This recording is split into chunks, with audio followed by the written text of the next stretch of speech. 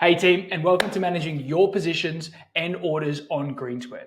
Over the last 10 years of my career working as a coffee roaster and consultant, I've seen roasters of all different sizes and scales deal with challenges in managing their positions and orders of green coffees across multiple suppliers. So in this video, we're going to show you how you can use greensquare to reduce the time, increase the visibility, and ensure you and your team are up to date with where your coffee positions are at and where your orders are up to every single step of the way. Let's jump in. So from your dashboard, if you go to the left-hand panel, you'll be able to see positions and orders.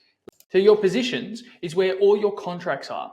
You can see where that contract's up to. You can link back to the original contract document. You can even place orders and see all the details about that contract and where you're up to with it as you've been progressing through orders. So we can see on the right-hand side, we have some statuses. So you can see whether you're still available to order this coffee, whether you've finished ordering this coffee. You have the ability to archive. So for example, I've finished this contract from Sukafina and I'm going to archive that coffee.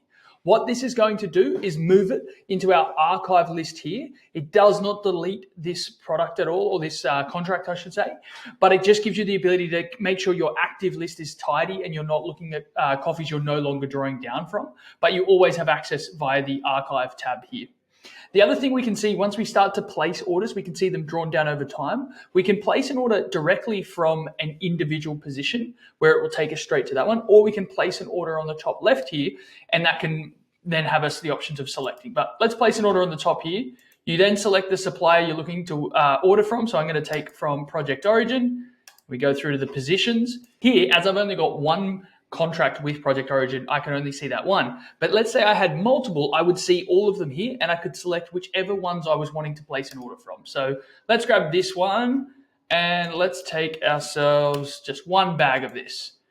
Here it tells us the estimated price before any additional shipping costs, and it tells us how many pallets this would be spread across. So one bag, it's only going to fit on one pallet, but we can click through. We can then see delivery address. This is your pre-set up delivery address, guys, that you have in organization settings. You can edit or change these here, but if they're just preset, you don't have to enter them twice. They're ready to go.